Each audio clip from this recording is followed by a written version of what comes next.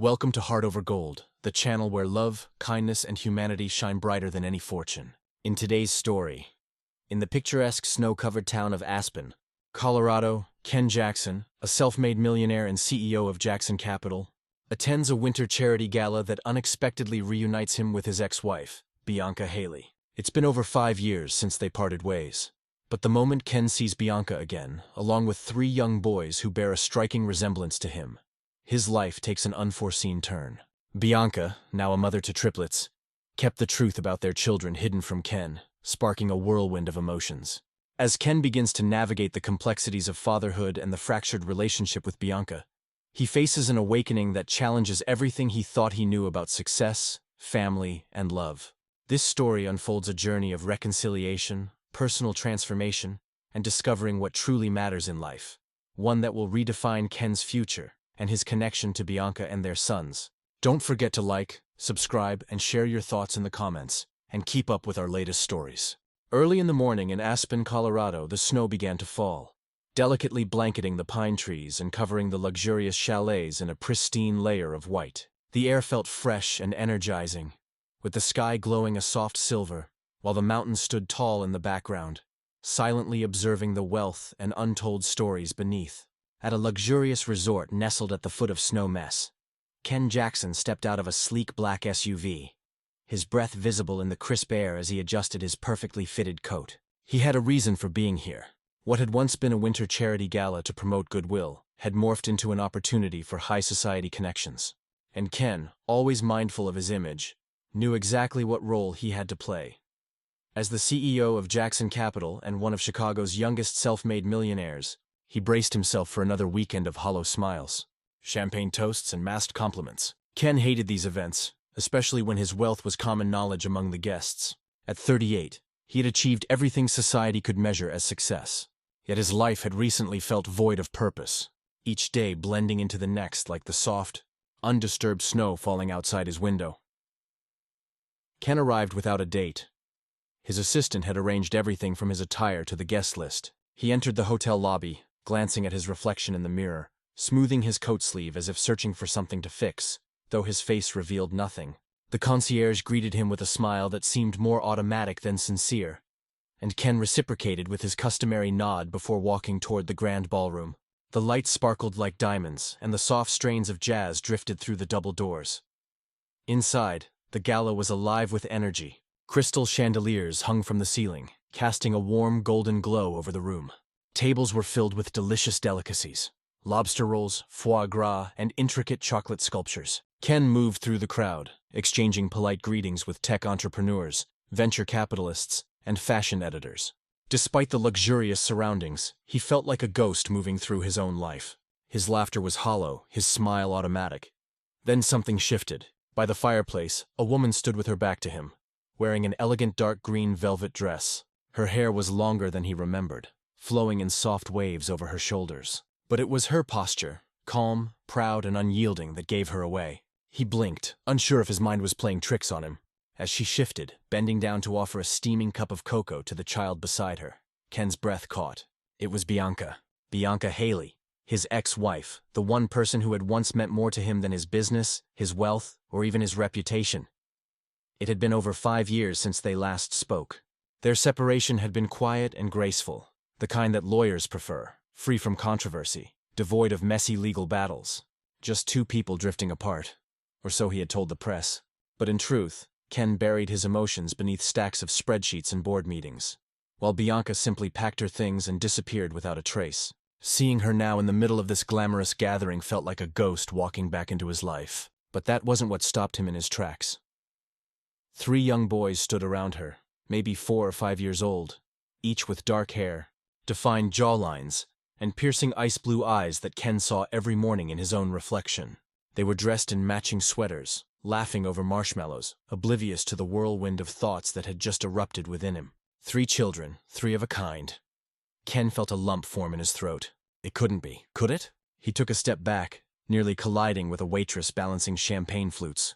Bianca was still focused on the boys, her demeanor soft and nurturing, revealing a side of her he had never seen. He steadied himself, gripping the edge of a nearby table, his mind racing with questions. Why hadn't she told him? Were they really his children? How long had she been back in the country? Had anyone else known? His heart pounded as one of the boys turned and met his gaze. For a brief moment, the child simply stared, filled with curiosity, completely unaware of the storm brewing in Ken's mind. Then the boy smiled, an unmistakable, lopsided grin that Ken himself had worn as a child. His heart hammered against his chest. He needed answers, but not here, not with the entire room watching. With a deep breath, Ken turned and walked toward the hallway. He needed fresh air, something solid to grasp, a moment of clarity. The evening carried on as it always did, familiar, cold, and devoid of warmth. But now everything felt poised on the edge of something bigger. Ken stood in the empty corridor, the silence amplifying the questions in his mind. He pressed against the marble wall, staring out the frosted window as the snow continued to fall, seemingly endless. His breath clouded the glass. Like his thoughts, nothing seemed clear. After 5 years of silence, Bianca had reappeared, surrounded by 3 young boys who resembled him more than he ever expected. Torn between rushing to her side and leaving Aspen for good, Ken found himself in unfamiliar territory. Not one for emotions, Ken had always relied on logic and reason. He didn't believe in destiny or signs, but the sight of those boys, his boys, shook him more deeply than any corporate merger ever could. He took out his phone, absently scrolling through his schedule for the coming week, but it all seemed irrelevant now. He tucked it back into his pocket, a realization dawning on him. If those boys were his, everything would change. His life, his values, everything he had worked so hard to build would be turned upside down. Bianca's decision to hide them from him was not just painful, it was transformative. As the music in the ballroom shifted to a slower, more reflective melody, Ken took another deep breath, adjusted his coat, and turned back toward the gathering. He had to confront her. There were too many questions that had lingered for too long. As he re-entered the room, he saw Bianca had moved to the buffet table, filling a cup with water while the boys played around her. Ken approached slowly, each step weighed down with years of unspoken history. When Bianca noticed him, her hand faltered, water spilling over the rim of the cup. Their eyes met, and for a moment, the noise of the gala faded away. Then she spoke his name softly, Ken. The way she said it, so familiar yet so distant, struck him hard. He nodded, unsure of what expression was crossing his face, anger, confusion, or something in between. She looked different, more grounded, but still that same spark he remembered. I didn't expect to see you here, she said, her voice steady but unsure. No, I didn't expect to see you either, he replied gruffly. Is that so? She asked, her voice tinged with something like regret. A single nod from her seemed to confirm the years of distance between them. Indeed, she murmured. They belong to you. In that moment, everything shifted. The silence was deafening as Ken processed the truth. 3 sons, his sons, had been hidden from him for years. His mind was a whirlwind of disbelief, regret, and frustration. 3? He asked softly, as if the number itself made it impossible to comprehend. You had 3 sons and never told me? His voice was not harsh, but filled with the disbelief of a man who had been left in the dark for far too long. Bianca's voice trembled. I wasn't prepared to bring them into your world. As they dined, Ken felt himself drawn into their sphere. Liam recounted an elaborate tale filled with twists and turns about a snowball fight. Owen inquired whether robots might ever enter into marriage. Reed, the most reserved of the group, settled beside Ken and gradually nudged his plate forward, inviting a taste. It may have been small, but it held significance. Bianca observed everything in silence, her gaze shifting from the boys to Ken and then back once more. She remained silent. She kept it concise. She simply allowed it to unfold. Following their morning meal, they stepped outside. The snowfall had diminished, and the sidewalks brimmed with both residents and visitors. Bianca fastened the boys' coats with precision as Ken clumsily assisted Reed in putting on his mittens. He had never dressed a child in mittens before. He effortlessly secured contracts worth 6 figures. They strolled to Wagner Park, where the boys quickly discovered a hill that was just right for sledding. Bianca perched on a bench, and Ken took a seat beside her, both observing the boys as they dashed back and forth, tumbling and laughing, bickering like little warriors. You're quite skilled with them, Bianca remarked, her tone airy yet tinged with astonishment. He confessed that he had never spent time with children, not even my beloved nieces and nephews. I've always had this nagging feeling that I would ruin it. Her gaze fell upon him. You handled today just fine. He nodded deliberately, his gaze fixed on the boys. My heart aches for Bianca. Their initial utterances, first strides, and even the seemingly trivial milestones, such as mastering the art of tying their shoes that cannot be retrieved. I understand, she replied. However, they remain quite small. There are countless ways you can offer your support. They lingered in quietude for a moment, the stillness shattered by Reed's jubilant exclamation as he careened down the slope and tumbled into a mound of snow. Ken beamed. He expressed a desire to be involved in their lives, his voice barely above a whisper, more than just a getaway in Aspen. I wish to understand them better, assist in their upbringing. Bianca gazed at him, her eyes, which had once been filled with pain, now reflecting a gentler warmth. It will be a challenge. I have no expectations for it to be. Yet I have transformed since the moment you departed. In those days, I believed that achieving success required diminishing others to elevate myself. I aspired to create something enduring. Bianca nodded slowly, the wind gently sweeping strands of hair across her face. Begin at a gentle pace. Stay close. Take your time. Simply arrive. He gave a slight nod. I am capable of accomplishing that. As the afternoon sun sank behind the mountains, casting elongated golden shadows on the snow, Ken reveled in laughter with the boys, exchanging snowball tactics and corny jokes. For the first time in ages, his mind was free from the burdens of quarterly reports or market shares. He pondered the joy of sleds and mittens, imagining the warmth of reading 3 bedtime stories consecutively, even if it meant giving up a flight to experience it. He was uncertain about what lay ahead. Perhaps Bianca would never completely place her trust in him again. Perhaps the boys would forever see him as just that character from the screen. Yet perhaps he might find a way to carve out his significance in their lives, one fleeting moment at a time. Before we proceed, kindly subscribe to our channel and don't forget to like and share it with your friends. Upon returning to Chicago, Ken found Thessaly just as he remembered it. Swift, boisterous, and unyieldingly frigid. Skyscrapers loomed high and unyielding beneath the winter sky, while the streets thrummed with yellow cabs and individuals absorbed in their screens, hurrying through the rhythm of life. But Ken had transformed. He was no longer the same man who had walked these streets just a week ago. The sounds of joy from 3 young boys sledding in Aspen lingered in his memory. He found himself thinking about Bianca more frequently than he anticipated, and it wasn't in a way that brought back painful memories. Something feels distinct now.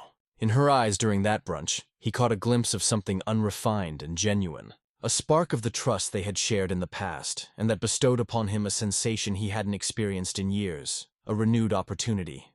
In his office, nestled in the West Loop, Ken sat behind his polished glass desk, gazing at his calendar, yet not truly absorbing its contents. The board meeting was just 10 minutes away, and his assistant, Brooke, had already given him 2 reminders. He was indifferent.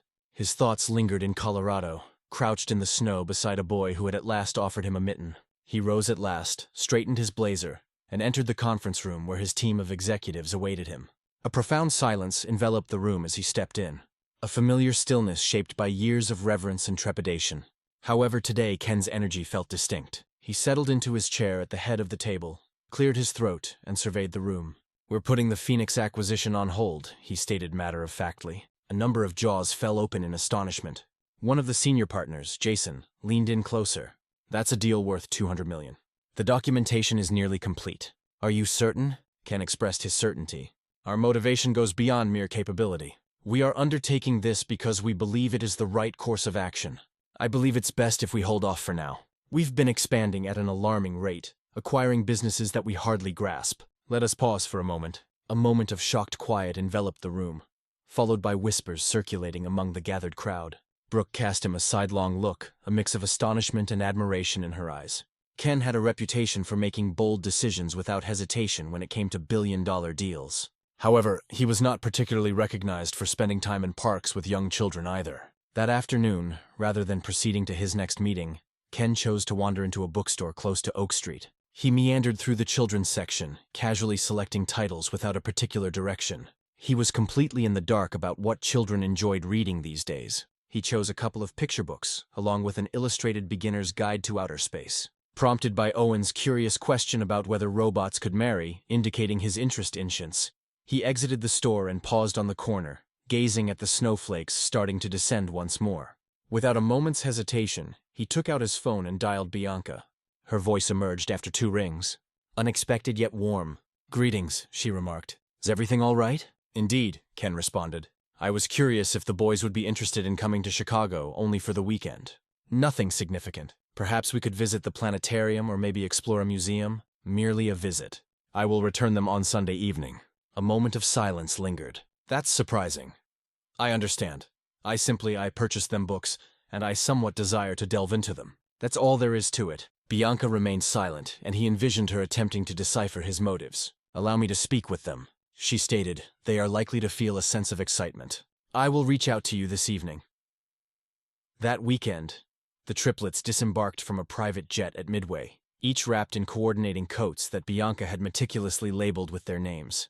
Ken found himself in uncharted territory, struggling with the car seat straps while the boys animatedly discussed soaring through the clouds.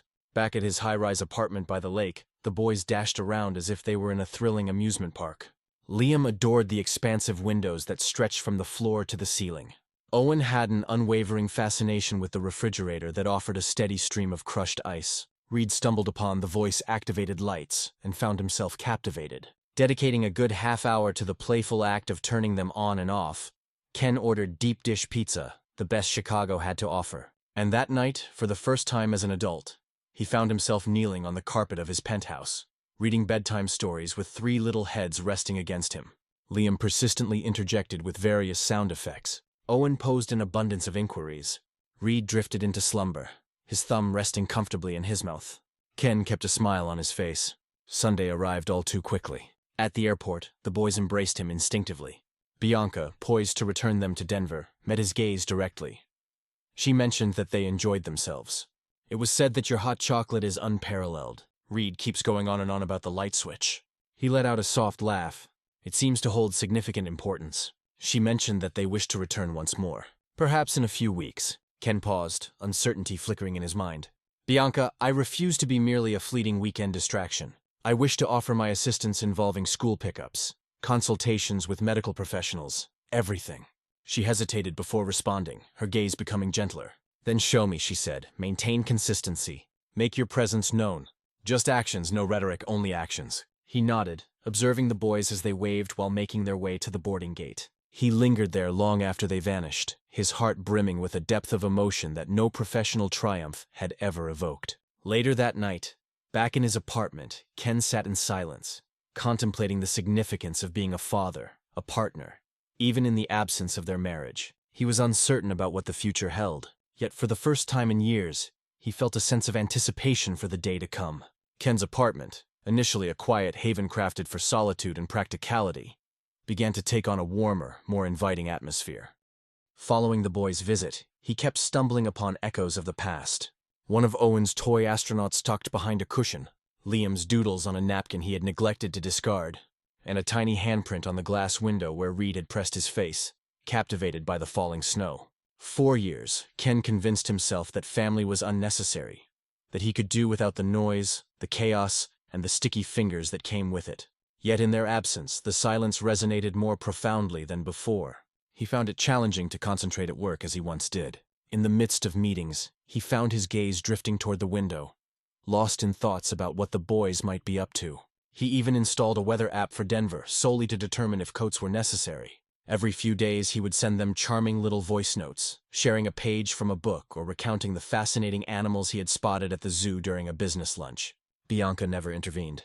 She began to respond as well, sharing images of the children creating snow angels or brushing their teeth, foam adorning their chins like festive beards. On Friday afternoon, Bianca called him, her voice carrying an unusual weariness. Reed has been battling a cough all week. I've brought him to urgent care on 2 occasions.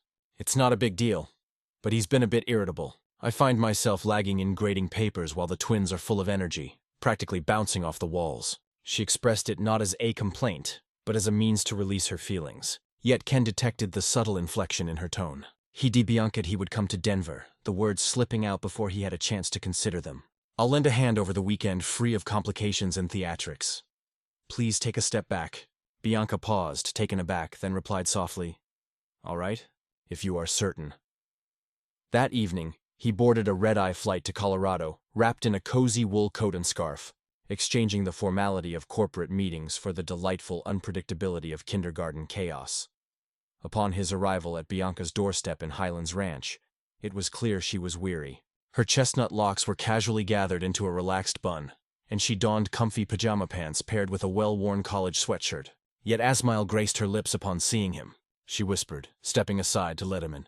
There asleep, the dwelling was unassuming yet inviting. illuminated by gentle light and carrying a subtle scent of vapor rub. Reed nestled on the couch, a humidifier humming softly beside him, cheeks rosy yet breathing more comfortably. Ken softly knelt beside him, wrapping the blanket around the boy's shoulder with care. For a brief instant, Bianca simply observed. Though it was a simple act, its significance resonated more profoundly than any dialogue they had shared in ages. The following morning, the three boys leaped at him with the enthusiasm of playful puppies. Owen yearned for a piggyback ride, Liam pleaded for pancakes, and Reed clung to him like a drowsy koala. Bianca lingered in the doorway, coffee in hand, shaking her head, yet wearing a grin. "Are you already indulging them?" "That's the plan," Ken said, expertly flipping pancakes, despite the fact that he almost charred half of them. The day was filled with the joy of constructing snow forts in the backyard, their laughter ringing out until their cheeks ached. As darkness fell, Bianca stirred a pot of chili while Ken engaged in the lively chaos of bath time, playfully pursuing squealing boys with towels in hand. It was chaotic, boisterous, and completely unlike anything he had ever experienced. Yet he adored it. As the night deepened and the boys drifted into slumber, Bianca and Ken found solace on the back porch, cocooned in blankets, savoring their wine. The stars shining over Colorado were more vivid than any he had ever witnessed in Chicago. "You've transformed," Bianca remarked gently. "I'm not sure if it's the influence of Aspen, the boys, or perhaps something entirely different, but there's a noticeable change in you." He cast a fleeting look at her as he placed his glass on the table.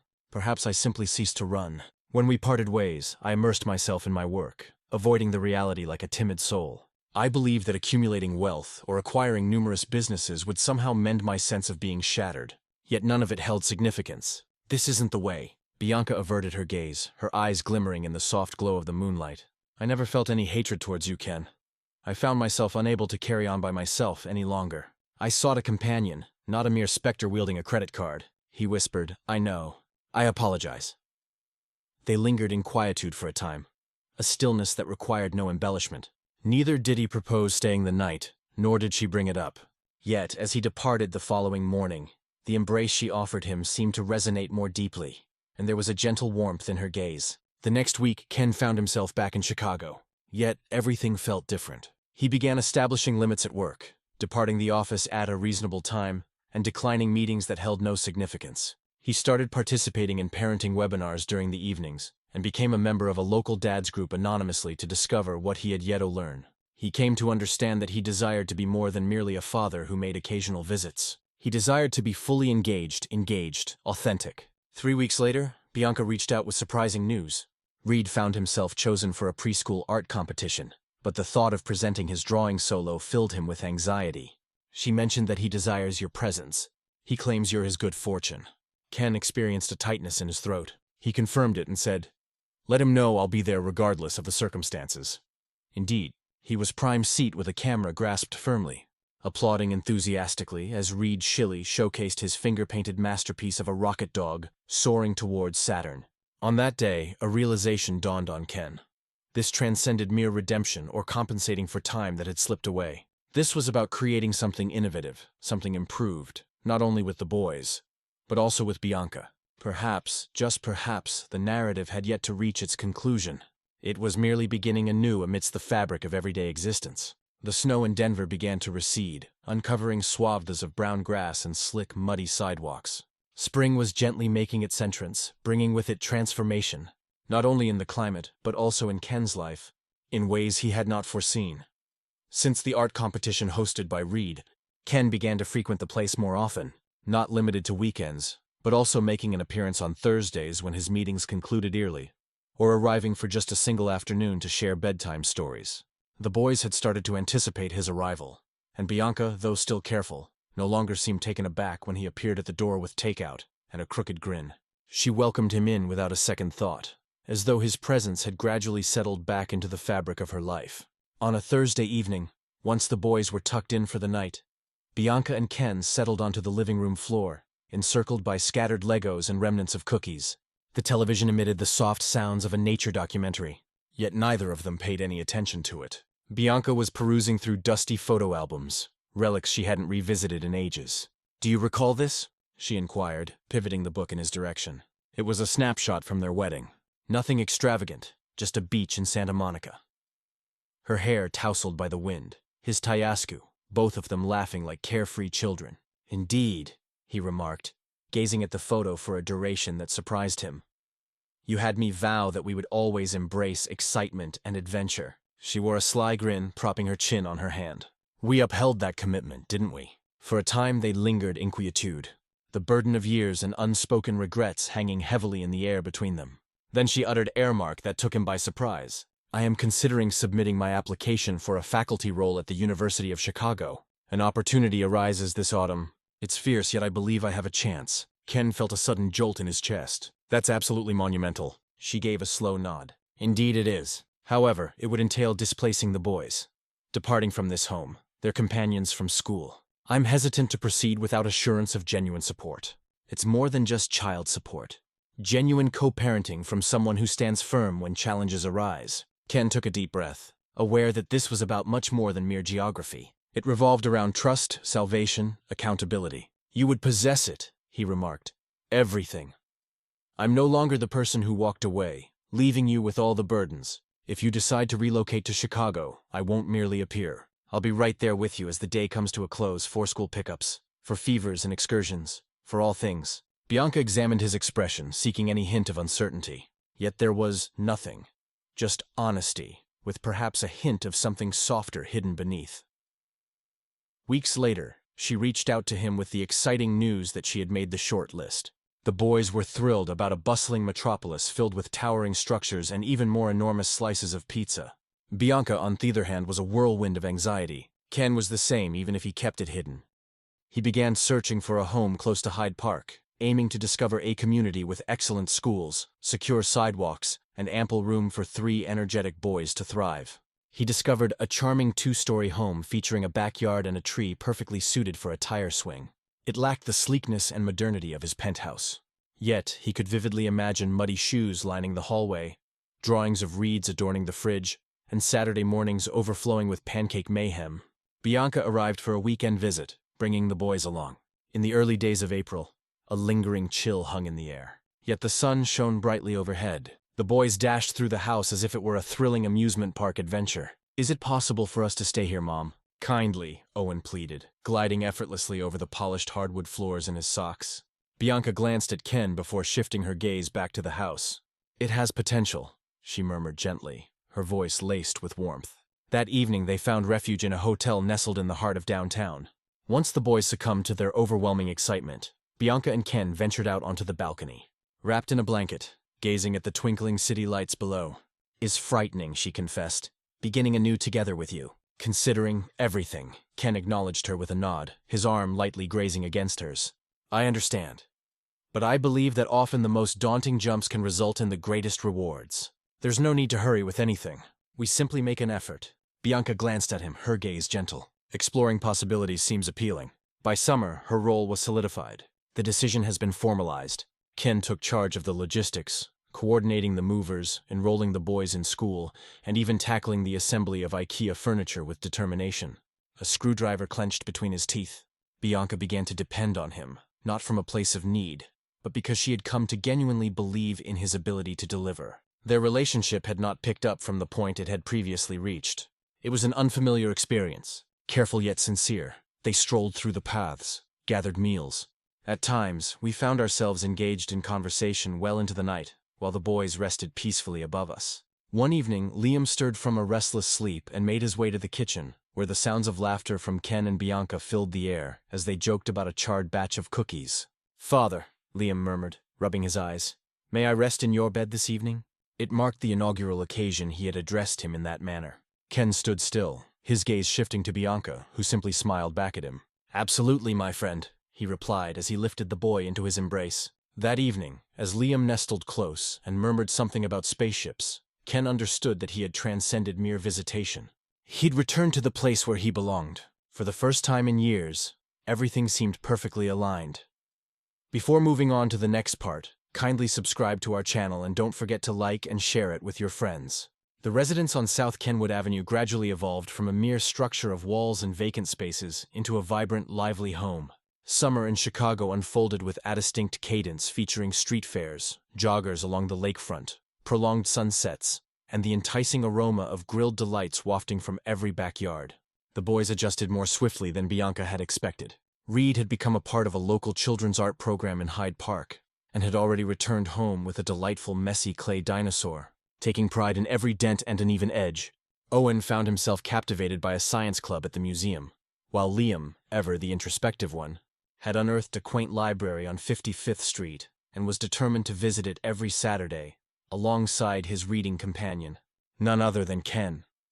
Amidst the thrill, Bianca remained tense, anticipating the moment when everything might come crashing down.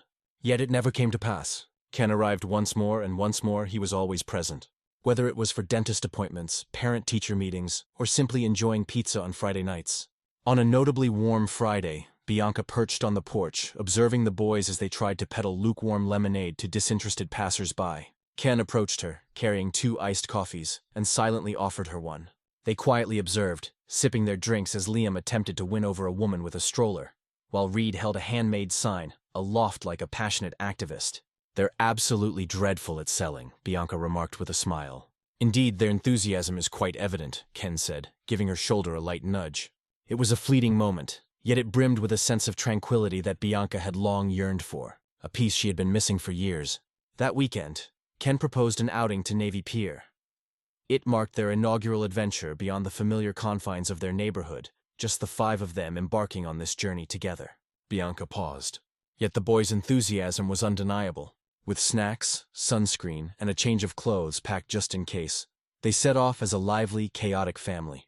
The city skyline glistened over Lake Michigan, while the Ferris wheel towered majestically above the throngs of people. Reed and Owen guided Ken toward the games, while Liam, hand in hand with Bianca, looked on with wide-eyed wonder. They dedicated countless hours to bouncing between attractions and indulging in various food stalls. Ken aimed to snag a giant bear, but instead walked away with a neon frog that nobody desired. Yet Liam took it in without hesitation. Bianca indulged in funnel cakes, only to find herself dusted with powdered sugar on her jeans. Reed managed to charm his way onto a ride that was just a tad too tall for him, while Ken clung on with white-knuckled intensity throughout the entire experience. As dusk settled, they found themselves on a bench overlooking the water, the boys slumbering from a mix of sugar and sunlight, while the city hummed with life in the background. "Today seemed just like any other day," Bianca murmured. Ken remarked that it was beyond the ordinary, felt authentic. A few days later, Bianca's sister Beth arrived from Oregon. It had been a long time since she last laid eyes on Ken, and her resentment regarding the way everything had unraveled was no secret. Bianca cautioned her prior to dinner that circumstances had changed. "We're not in a relationship," Bianca explained, "but we're working on improving our co-parenting efforts. He is arriving." Beth raised an eyebrow in curiosity. "Just being present is the least you can do, Bianca." That evening, they gathered around the dining table, Ken assisting Owen with a puzzle as Beth watched on, her presence a quiet evaluation. Bianca found herself holding her breath repeatedly, anticipating a comment, a snide remark, or anything at all. However, by the time dessert arrived, Beth had become more agreeable. She even inquired of Ken regarding his company, and he responded without his typical cautious demeanor. Once the boys were tucked in for the night, Beth and Bianca settled onto the back porch. "He's unique," Beth finally remarked. "The face remains familiar, yet the person standing before you is no longer the same one who left 3 years ago." Bianca gave a slight nod. "I understand." As autumn settled in, so too did the familiar rhythm of daily life: school drop-offs, lunch containers, politics of the playground. Though the days brimmed with activity, it was the nights that frequently bore the heaviest significance. After settling the boys for the night, Ken stayed in the kitchen, assisting Bianca with fetishes. He stood with a certain familiarity, exuding an effortless ease. Bianca looked at him, soap bubbles clinging to her fingers, and softly asked, "Do you ever regret it?" He was straightforward in his comprehension. Each day he remarked, not merely departing, yet not striving with greater intensity, failing to appreciate what I possessed until it slipped away. She nodded, caught in a moment of uncertainty, neither ready to confess her feelings nor willing to dismiss them outright. In October, Reed School revealed an exciting opportunity for fathers and their children to embark on a camping adventure together. The boys were overjoyed, leaping about the living room, calling out, "Dad, Dad, Dad," until Ken found himself compelled to sign up. With a deft hand, Bianca organized their gear, tucking in additional socks and a bottle of insect repellent into their bags. "Make sure they don't indulge in too many marshmallows," she quipped while they packed the car. "No guarantees," Ken grinned. Upon their return the following day, adorned with dirt and tails, Ken presented Bianca with a folded note that Reed had penned at the campsite. He stated, "I have the greatest father. He provides a sense of security." Bianca clutched it for what felt like an eternity, her throat constricted by an unnamed emotion. By November, Ken found himself staying over more frequently, occasionally on the couch and at other times in the guest room, especially when the boys made their requests known. They enjoyed their dinner rituals and exchanged playful banter during laundry days.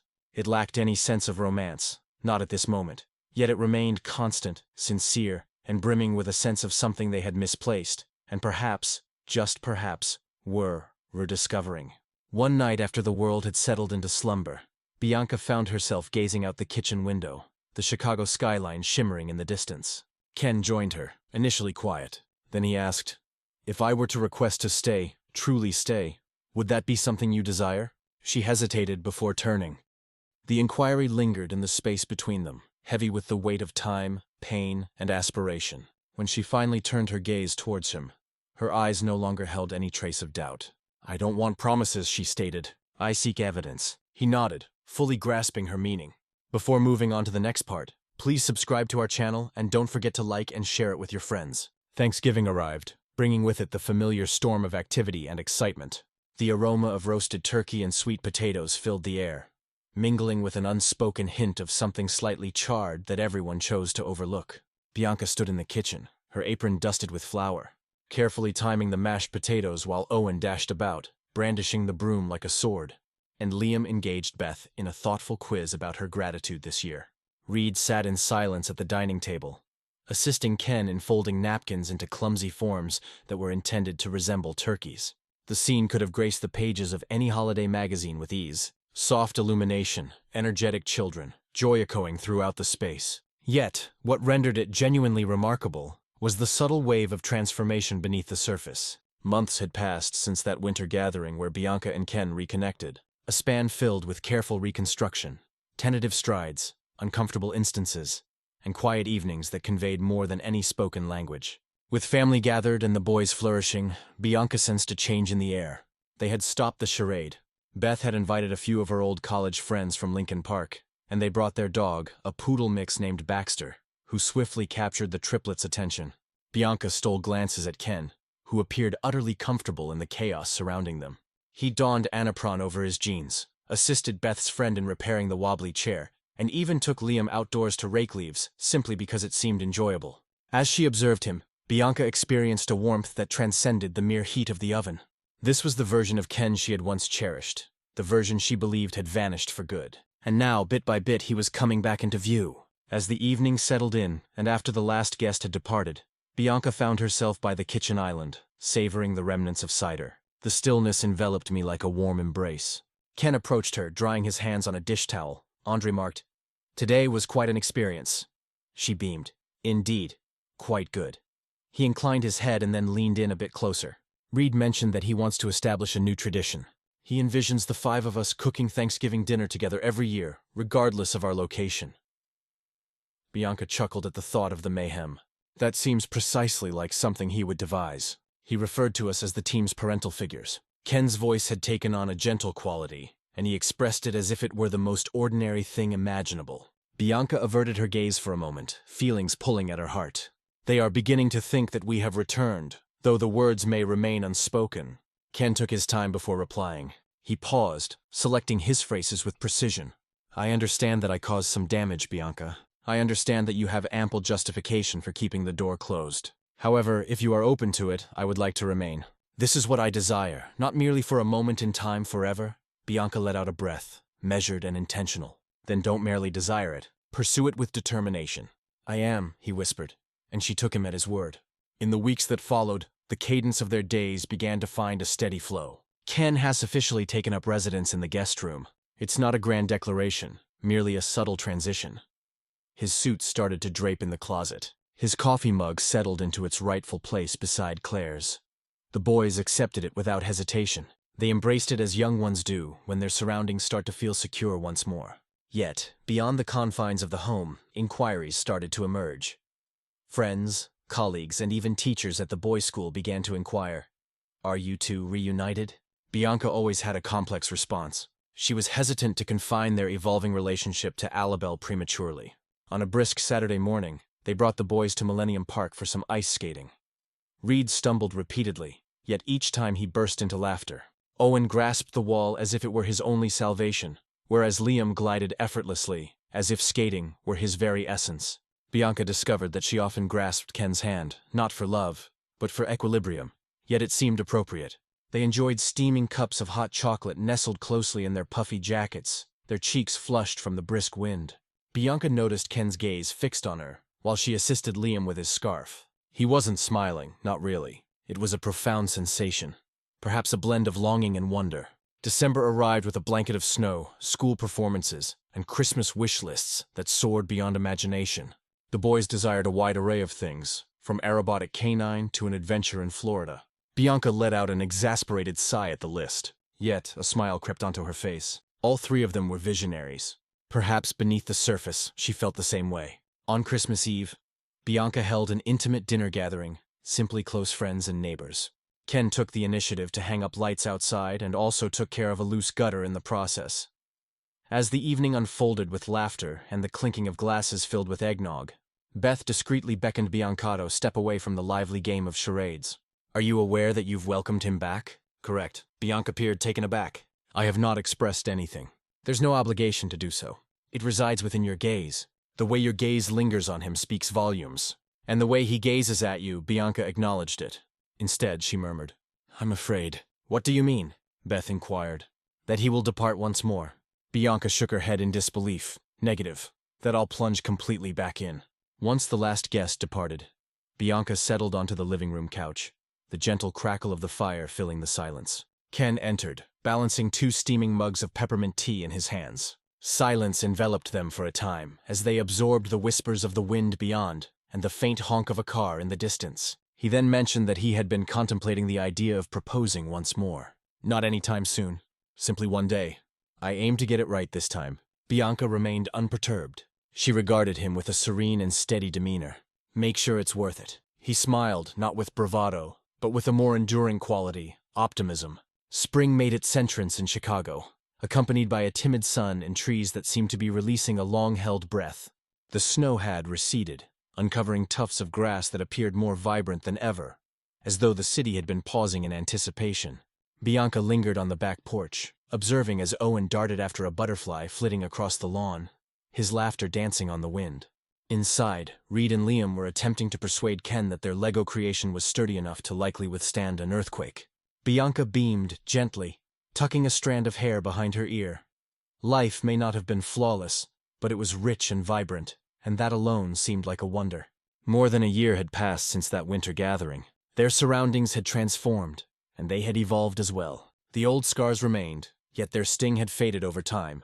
She and Ken had evolved into something deeper. Not a new beginning, but a progression with awareness and clarity. Ken received an exciting opportunity for significant expansion with his company in Seattle. The former Ken would have accepted it without hesitation, weighing benefits against principles. Yet this time he returned with the proposal in hand, meticulously printed and annotated, initiating a dialogue rather than reaching a definitive conclusion. He had stated, "If we move, we all move. Only if you desire it." Bianca valued the regard, the distinction. They spent countless nights discussing schools, neighborhoods, the distance from Seattle to Beth, and how the boys would adapt. And then, quite unexpectedly, the triplets offered their thoughts. One evening at dinner, Liam remarked, "We viewed some pictures. Whales can be found in Seattle." Owen included along with the rain. "Do you enjoy the rain, Mom?" Reed nodded with a grave expression, as though he were committing to an agreement. "Let's embrace the spirit of teamwork and shine together." The transition took place in June. They found a home just beyond Bellevue, near enough to the city, yet tranquil enough for children to enjoy their childhood. The residence featured a cozy fireplace, a spacious backyard suitable for a treehouse, and ample rooms to ensure the boys could finally have their own space. Bianca departed from her previous job and embarked on a journey of teaching writing workshops part-time, a dream she had long held but never chased. Ken established a smaller branch of his firm, opting for a rhythm that permitted more breakfasts with the boys and fewer late-night emails. It wasn't merely a matter of deceleration. It was about selecting what truly held significance. Each room in the new house featured windows that welcomed the lush greenery outside. Bianca adorned the kitchen with an array of potted herbs, Ken put up shelves to display the boys' books and trophies. The family settled into the home as roots embraced the earth. They wandered through Pike Place Market, enjoyed ferry rides to Bainbridge Island, and dedicated whole Saturdays to browsing local bookstores.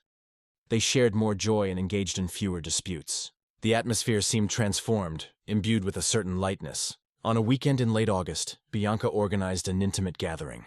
Only neighbors and a handful of new acquaintances from the boys' school. Ken stood by the grill on the deck while the triplets danced around with sparklers in hand, and the music drifted from an old speaker that crackled softly yet continued to play. Bianca lingered by the garden, savoring her lemonade as she observed the sun dip beneath the horizon. A woman named Diane from down the street made her way over to her. She inquired, "How long have you and Ken been married?" Bianca blinked, taken by surprise. "Well, in a technical sense, we are no longer married." Diane's expression was one of astonishment. "Oh, I simply took it for granted. You both flow together as if you've shared a lifetime of experiences." Bianca smiled, her eyes wandering to Ken, who was struggling to ignite a citronella candle as Owen passed him matches one at a time. "We've experienced so much," she said. "Sometimes the paths diverge." Diane nodded, and they remained quiet, observing the family that Bianca had never imagined she would reunite. Later that night, after everyone had departed and the boys had succumbed to sleep, Ken presented Bianca with a small envelope. "What's this?" she inquired, a hint of laughter in her voice. "You've already served me lemonade and tidied up." He shrugged, an unusual silence enveloping him. She carefully opened it and revealed a photograph, a vintage one. It dates back to their inaugural winter in Chicago nearly 10 years ago. Delicate snowflakes nestled within her eyelashes. Ken's gaze was fixed on her, ignoring the camera, his breath escaping in wisps in the chilly air. Hidden away behind the photograph lay a note. It said, "I would have picked you then. I would pick you now, and I will pick you every single day that follows." Bianca glanced upward, her heart pounding. Ken knelt, not with a diamond, but with earring that had once belonged to her grandmother. "I understand we've been through this before," he stated with a calm tone, "but this time I wish to approach it with a clear sense of self and an awareness of who you are. I prefer something simple and understated. Just the two of us. Perhaps a serene Sunday morning with 3 boisterous boys dashing about in dress shirts they despise. Will you marry me again? No tote of obligation, but because we truly understand what it means to love each other." Bianca hesitated before responding. She settled next to him, the porch retaining the warmth of the day's sun, while the stars began to twinkle into existence above. "You know, my answer will be yes," she finally replied. "However, you're aware that you'll need to take care of ironing your own shirt." He chuckled, drawing her nearer. In Acquaint Park by Lake Washington, they exchanged vows once more. Beth arrived by air. The trio donned ties and squirmed restlessly throughout the duration. Bianca donned a modest white dress paired with sneakers. Ken shed tears during the vows. The officiant got Reed's name wrong. It was a whirlwind, flawed yet undeniably stunning. As the ceremony concluded, Liam exclaimed, "Are we still Team Rain?" Bianca smiled brightly. "We are now united as a team." The 5 of them strolled toward the lake, playfully skipping stones as the expansive Seattle sky loomed overhead.